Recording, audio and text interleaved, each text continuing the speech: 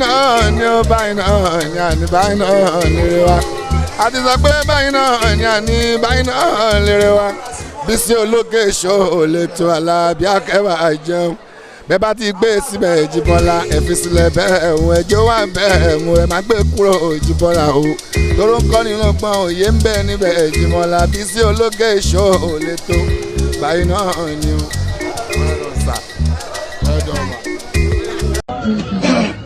November 27, here we come. Here we come. The good Lord is here. For real. Thank you, Father, for this day. November 27, all the way. All the way. All shoe people. Here comes Simone. Come on. Come on.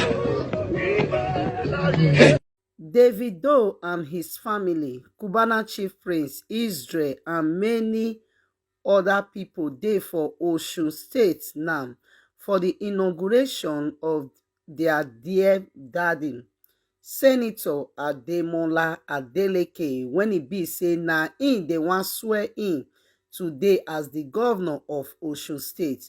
My people, many people follow Davido enter for Osun State today, and no be small celebration dey go on for social media as Davido dey show for the first time since when e take lost his son. And many people dey say dem dey very very happy to see Davido smile again.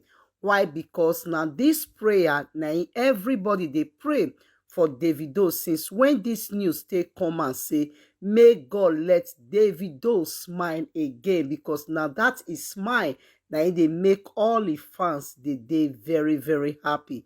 My people, today no be small thing go happen for Osun State. Why? Because the dancing governor na dey take over the seat of governorship for Osun State today. My people, the love when it be say Adeleke family get for themselves, e too big, no be small.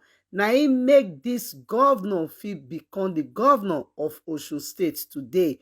Why? Because the family, all of them come together to support their dear brother, father and son, the dancing governor.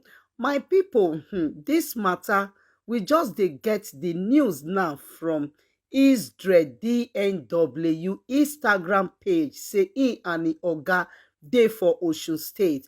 I don first make video talk about this inauguration, I think 2 days ago.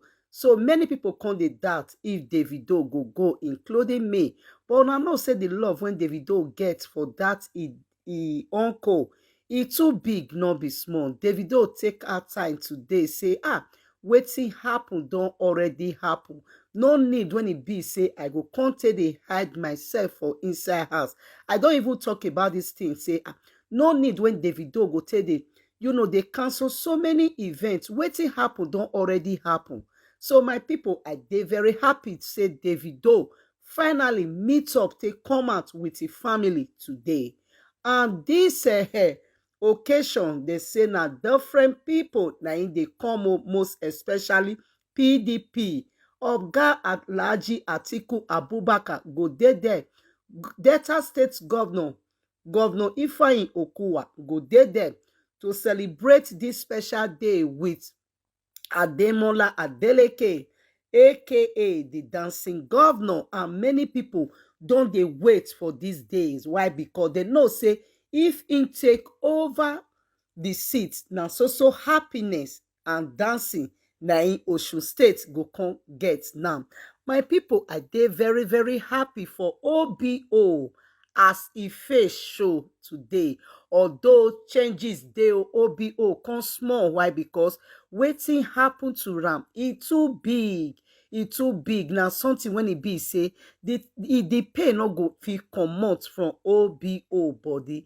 But the only thing be say make e joy just overcome all this temptation. Na it just be the most important thing, because na only joy na im dey fit kill sorrows. My people, abeg you when e be say you get children and you get maid for house, abeg all this maid no be waiting you and dem agree put, no be dem dey do if you no dey around. wetin really happen to Obo and Chioma na something when e be say e dey very very sad. This uncle inauguration no be so Davido be say plan am. The way when the Davido take dey plan this thing for almost 3 months now, e too big. But see how Satan just can't rob this family joy. But we still thank God though say they don't they move on. We still thank God say Adeleke family they don't they strong. My people, this life you know they balance. So I dey talk am every day. Oh, we need to be strong. Oh, we need to hold God tight this time. Why? Because the rate when enemies stay they waka up and down and they look for who they want cause sorrow to e life e too much. The only thing be say make we just dey pray, make God just dey guide and protect us. You when you dey see this video and you dey happy to see Davido acting for the first time, abeg make you drop your prayers so for comment section. Me, I dey very very grateful to all. Thanks for watching this video. Please don't forget to click on subscribe button. Kindly comment and share. We drop new videos daily. Thank you. God bless you.